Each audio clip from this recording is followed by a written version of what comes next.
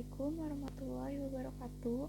Kembali lagi dengan saya Amanda Aurora Ramadanti dengan NPM 2021110400004. Saya dari Prodi Ilmu Komunikasi, Fakultas Ilmu Sosial dan Ilmu Politik Universitas Muhammadiyah Jakarta.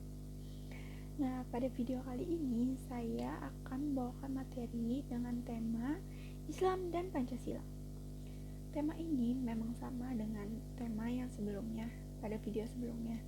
Tapi di video kali ini saya akan sedikit mereview tentang materi sebelumnya, ditambah dengan beberapa materi baru yang belum saya jelaskan pada video-video yang sebelumnya. Seperti yang kita tahu, Indonesia merupakan negara dengan mayoritas penganut agama Islam atau Muslim terbanyak di dunia. Kemerdekaan Indonesia itu sendiri juga tidak bisa dilepaskan dari perjuangan para Muslim atau orang-orang beragama Islam di Indonesia. Pada dasarnya, Pancasila dan agama Islam itu adalah dua hal yang tidak bisa dipisahkan karena mereka dua hal ini itu memiliki tujuan yang sama, yaitu untuk mewujudkan perdamaian dunia. Indonesia harus dapat mampu membentuk masyarakatnya yang dapat berbangsa tanpa merasa berdosa kepada Tuhannya. Dan Indonesia juga harus dapat membentuk masyarakatnya untuk dapat beragama tanpa mengkhianati bangsa. Nilai-nilai dan prinsip yang terkandung dalam Pancasila itu tidak ada yang bertentangan dengan ajaran-ajaran agama Islam. Kenapa? Karena kita tahu bahwa Pancasila, gagasan-gagasan Pancasila itu bersumber dari ajaran-ajaran agama Islam. Jadi tidak mungkin jika ada yang mengatakan bahwa keduanya itu adalah sesuatu yang terbalikan atau bertentangan atau sesuatu yang tidak bisa disatukan. Secara tidak langsung, kita bisa mengatakan bahwa mengamalkan nilai-nilai Pancasila itu merupakan bagian dari ibadah karena gagasan-gagasan Pancasila itu sesuai dengan ajaran agama Islam. Kita mengamalkan Islam sebagai bentuk pengabdian dan kesetiaan kepada negara Indonesia, kepada bangsa kita. Nah, kita juga tahu kan bahwa proses untuk menjadikan Pancasila sebagai dasar negara Indonesia itu tidaklah mudah. Dulu, golongan Islamis itu berselisih dengan golongan nasionalis karena pada saat itu mereka menolak keras gagasan Pancasila yang dikemukakan oleh golongan nasionalis karena golongan Islamis mereka menganggap itu konsep Pancasila yaitu nasionalisme itu sama dengan nasionalisme yang muncul atau lahir di barat, nasionalisme yang sekuler. Tetapi dengan seiring berjalannya waktu, dengan proses yang cukup panjang, akhirnya Pancasila terwujud dengan konsep nasionalismenya, tapi nasionalisme religius. Nah, jika dihubungkan dengan materi di video sebelumnya, yaitu Islam disebut sebagai musuh Pancasila, kita dapat menilai sendiri dengan secara mudah bahwa tidak bisa dikatakan seperti itu. Islam tidak bisa dikatakan sebagai musuh Pancasila. Kenapa? Karena gagasan-gagasan Pancasila diambil dari ajaran agama Islam. Jadi untuk siapapun yang menyebut bahwa Islam adalah musuh Pancasila, itu pasti terdapat udang di balik batu atau ada maksud terselubung bahwa bisa jadi seseorang itu ingin menghancurkan kerukunan atau persatuan yang sangat harmonis di Indonesia. Orang itu memiliki kepentingan pribadi untuk mencapai tujuannya. Kalau kita amati dengan lebih jelas, kita pahami, itu kelima prinsip atau kelima Pancasila, gagasan Pancasila itu memiliki makna yang sama dengan Islam dan tentunya terkandung di dalam Al-Quran. semua yang ada di dalam poin-poin Pancasila itu pasti juga ada di dalam Al-Quran. Sila pertama Pancasila itu memiliki makna yang sama dengan prinsip tauhid. Nah, kita bisa menemukannya di dalam Al-Quran ayat pertama, kedua, dan ketiga di dalam surat Al-Fatihah. Nah, istilah tauhid itu sendiri jika diartikan ke dalam bahasa Indonesia memiliki arti ketuhanan yang Maha Esa. Ketuhanan itu sendiri juga merupakan prinsip semua agama, bukan hanya prinsip Islam atau gagasan di dalam Pancasila.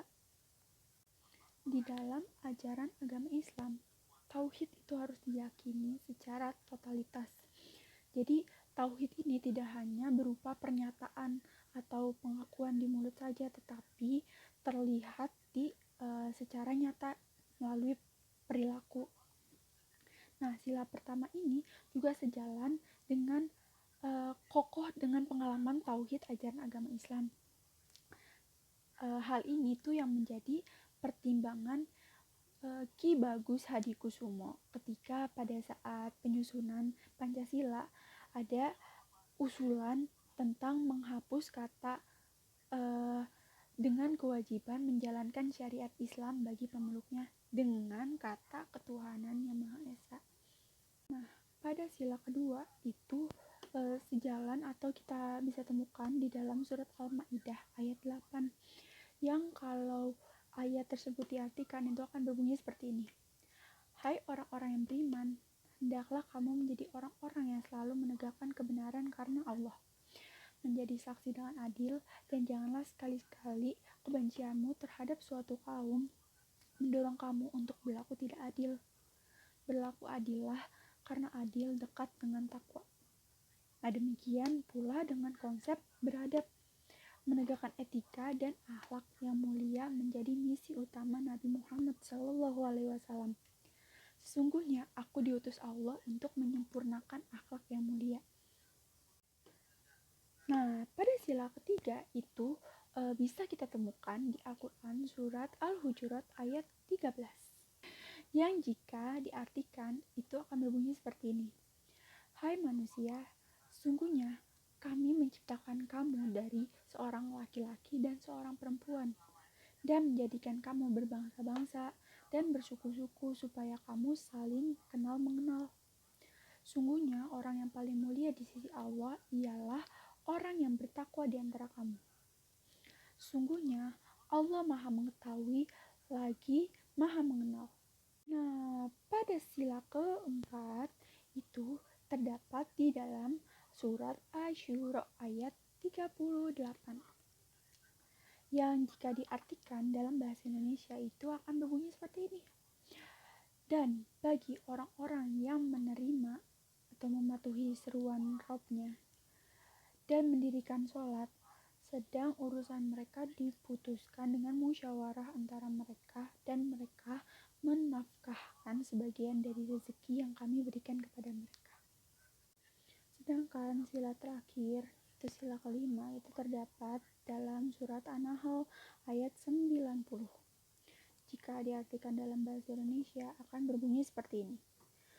Sungguhnya Allah menyuruh manusia untuk berlaku adil dan berbuat kebaikan, memberi sedekah kepada kaum kerabat, dan Allah melarang dari perbuatan keji, kemungkaran, dan permusuhan. Dia memberi pengajaran kepada kamu manusia agar kamu dapat mengambil pelajaran. Dengan demikian, nilai-nilai yang terkandung dalam sila-sila Pancasila itu tidak ada yang bertentangan dengan ajaran agama Islam. Dan mengamalkan Pancasila tentu saja sama dengan mengamalkan ajaran agama Islam. Sila-sila yang terdapat dalam gagasan Pancasila itu sebenarnya lebih bersifat universal dan diajarkan di ajaran agama manapun. Karena pada dasarnya agama apapun itu pasti mengajarkan tentang mengajak dan mengajarkan kebaikan. Cita-cita yang sama diinginkan oleh bangsa Indonesia adalah merdeka, bersatu, berdaulat, adil, dan makmur sebagaimana dinyatakan dalam Undang-Undang Dasar pada alinea kedua.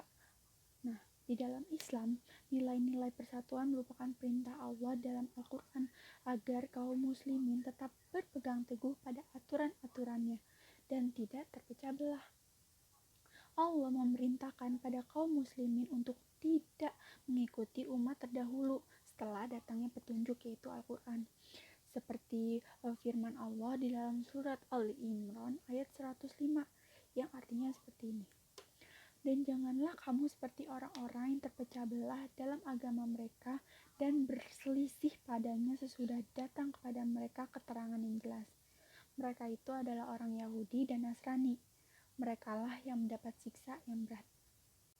Persatuan merupakan perintah Allah Subhanahu wa Ta'ala yang harus dipegang teguh oleh setiap manusia, karena persatuan merupakan kekuatan. Apabila Panitia 9 dan BPU PKI mencantumkan prinsip persatuan dalam Pancasila dan dijabarkan dalam Undang-Undang Dasar 1945, bukan merupakan sesuatu yang baru, karena mereka yang duduk dalam panitia-panitia tersebut paham bahwa persatuan bukan hanya perintah dari Allah Subhanahu wa Ta'ala saja, tapi juga merupakan kekuatan yang kuat dalam menuju cita-cita kemerdekaan bangsa Indonesia. Jadi, sampai sini kita sudah tahu dengan jelas bahwa hubungan antara Pancasila dengan Islam itu sangatlah erat. Seluruh konsep yang terkandung di dalam Pancasila adalah manifesti dari ajaran-ajaran Islam. Jadi tidak perlulah diperdebatkan lagi ketika ada suatu kelompok yang mengatakan bahwa negara Indonesia harus khilafah. Lebih baik kelompok tersebut dibina dan diberi pemahaman bahwa nilai-nilai yang terkandung dalam Pancasila itu merupakan hasil pemikiran dari orang-orang terdahulu dan tidak ada satupun gagasannya yang bertentangan dengan ajaran agama Islam. Nah, itulah materi yang dapat saya sampaikan pada video kali ini. Jika ada kesalahan, mohon dimaafkan karena saya hanyalah manusia yang tidak luput dari salah dan dosa. Jika ada kritik, tolong disampaikan supaya kedepannya saya menjadi lebih baik. Terima kasih sudah menonton. Wassalamualaikum warahmatullahi wabarakatuh.